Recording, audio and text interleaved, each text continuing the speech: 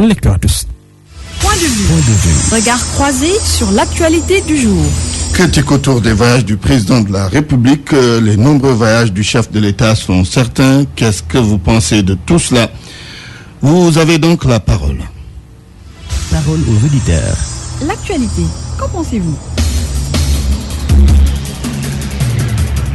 Nous avons en ligne M. Ousmane Sow Ishar. Bonjour. Oui, bonjour. Ancien député, vous êtes écologiste, consultant international. Monsieur Ishar, est-ce que vous faites partie de ceux qui pensent que le président Macky Sall voyage beaucoup? Je trouve que si on voulait comparer avec l'ancien président, on dirait carrément qu'il ne voyage pas encore beaucoup. Mais cependant, je dis que voyager beaucoup, ce n'est pas une si mauvaise chose que ça, quand on sait que le président Macky Sall a lancé son fameux programme pour un Sénégal émergent.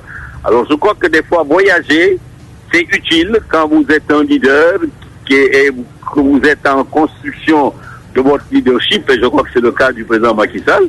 C'est important de voyager, mais pas voyager n'importe comment, mais aller là où le Sénégal est attendu, là où la voix du Sénégal est attendue, où on veut nous entendre.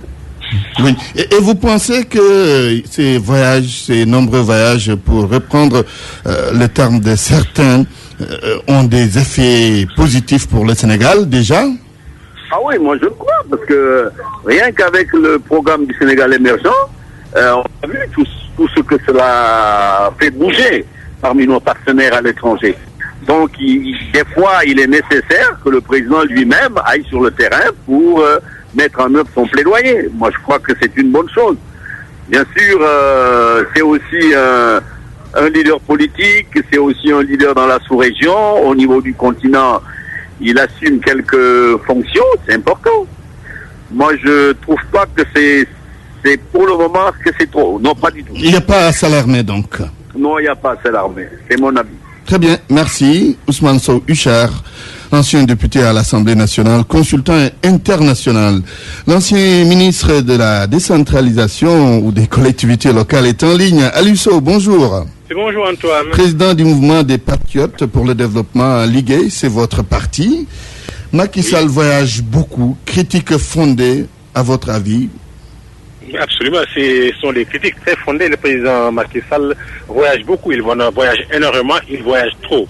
C'est le président africain qui voyage le plus, il faut le dire. Ah oui? Si vous saisissez aujourd'hui vos homologues, vos confrères de l'Afrique, qu'ils vous établissent la fréquence des voyages de le président, vous allez vous rendre compte de notre président d'Afrique. C'est ça, oui. Maintenant, voyager en soi n'est pas une mauvaise chose, mais nous avons des pays très pauvres. Le Sénégal est un pays pauvre et aujourd'hui, la confirmation est que nous faisons partie des 25 les plus pauvres au monde. Même s'ils contestent les chiffres, mais il ne faut pas oublier également, chaque fois que les chiffres leur sont favorables, ils en font l'apologie et avec beaucoup de publicité. Maintenant, cela étant, il est évident que notre économie est extravertie. Nous dépendons beaucoup de l'extérieur, de la dette, de l'aide au développement, de l'investissement étranger. Mais cela veut dire également que le président doit aller voyager, mais ces voyages doivent être rentables. C'est-à-dire, quand le chef d'État prend un avion, l'avion présidentiel, la pointe de Sarek, il faut savoir qu'en volant, quand il atterrit, il va dans l'hôtel le plus cher du pays presque concerné, et qui le reçoit. Il est avec une équipe, avec beaucoup de collaborateurs. C'est extrêmement coûteux. Vous savez, quand l'avion présidentiel mais d'école, c'est presque le coût d'une école. Donc, il ne faut pas que cet avion revienne sans nous apporter ultérieurement des universités ou plusieurs écoles, ou au moins une école, c'est le coût de son décollage. Et maintenant, le problème, c'est que maintenant, quand cet avion, qui est un bien public d'école, est atterri dans un pays et qu'on a face moyen de propagande politique, rencontrer ses militants, distribuer de l'argent, et répondre à des critiques, ou bien se justifier, s'expliquer, c'est ça le problème. Donc, pour moi, il faut d'abord s'inscrire dans la logique des États qui font des business. C'est-à-dire, l'État noue des partenariats pour apporter de l'argent. Dans ce cas-là, on ne peut pas reprocher à quelqu'un de voyager. Le président Ouad voyageait beaucoup, mais il apportait beaucoup d'argent au Sénégal. Oui. Alors, l'argent coulé. Et maintenant, l'autre aspect également, il ne faut pas oublier, c'est surtout la dimension de la représentation. La fonction présidentielle également est une fonction de représentation. Le Sénégal c'est le pays de Senghor, c'est le pays de Cheikh Anta Diop, c'est le pays qui a été écouté, un petit pays, mais grande diplomatie. Sur ce plan-là, il faut également que sa voix retentisse partout dans le monde. Mais malheureusement, je ne pense pas que depuis le président est élu, je ne pense pas une seule fois qu'un de ses discours, sur le plan international, ait marqué l'opinion publique internationale. Parce que ça aussi, il faut beaucoup d'originalité, beaucoup de charisme et également beaucoup de particularisme. Particularité dans le discours pour enfin voir que le monde tend l'oreille vers le Sénégal. Oui, quand on a fait le reproche à Maître Abdoulaye Wade, il avait répliqué à l'époque que Youssou N'Dour voyageait beaucoup, cela faisait rire un peu. Mais alors, plus sérieusement que ça, mais la même question à Ousmane Sow Ishar, si vous faisiez le bilan des voyages du président Macky Sall, des résultats positifs, objectivement. Aliou Sow, vous nous entendez? Oui, je vous entends. Oui. Et si on faisait, le bilan, est-ce qu'on peut dire, quelque part, il y a des résultats positifs? Les résultats que nous avons, ce sont des slogans. C'est également le classement du Sénégal parmi les 25 pays les plus pauvres. C'est un fait, c'est une vérité qui est là. C'est eux qui, souvent, nous parlaient de FMI, nous parlaient de Banque mondiale, nous parlaient de leur bonne place ou de leur bonne notation. Aujourd'hui, si leurs partenaires économiques financiers, à travers l'FMI, classent le Sénégal parmi les 25 pays les plus pauvres au monde, cela veut dire que c'est également un bilan gouvernemental de façon générale, c'est également le bilan de ses voyages et de ses présences au niveau du Sénégal. Je ne demande pas qu'ils restent au Sénégal uniquement parce que nous ne pouvons pas vivre en autarcie, ce n'est pas possible, il faut que l'on soit réaliste. Mais je veux simplement qu'il développe plus une sorte de business-like attitude, c'est-à-dire chaque fois qu'il quitte le pays, qu'il se rende compte que une journée présidentielle, en dehors de son pays également, c'est sacré, mais ça doit rapporter quelque chose. Maintenant, on nous parle plutôt de PSE, c'est malheureux, nous avons une gouvernance par le slogan. Au Sénégal, aujourd'hui, tout tourne autour de PSE, du matin au soir. Mais en vérité, moi, je suis actuellement à l'intérieur du pays, je suis en partant pour Kédougou et pour Sarayab, mais je ne vois pas sur le terrain quelque chose de particulièrement en fait frappante qui pour montrer que nous sommes au cœur du développement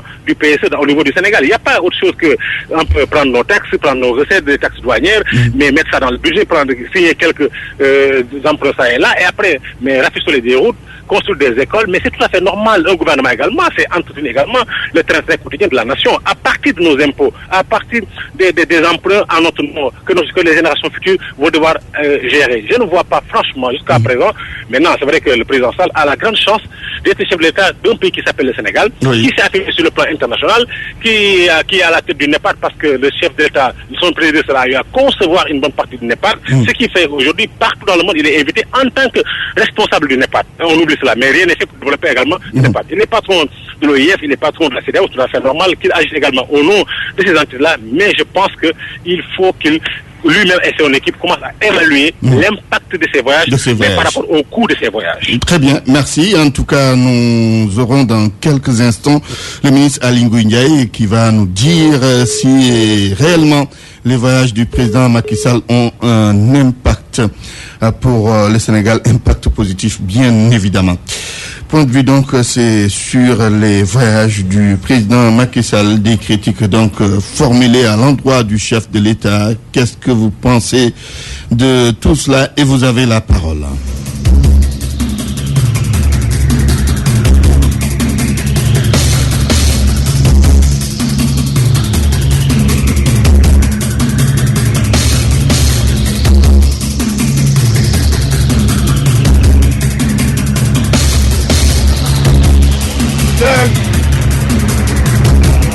Il est en ligne, le ministre Aly Ngouille Ndiaye. Bonjour, monsieur le ministre. Bonjour. Vous êtes le ministre des Mines, vous êtes membre de l'APR. Il voyage beaucoup, le président Macky Sall?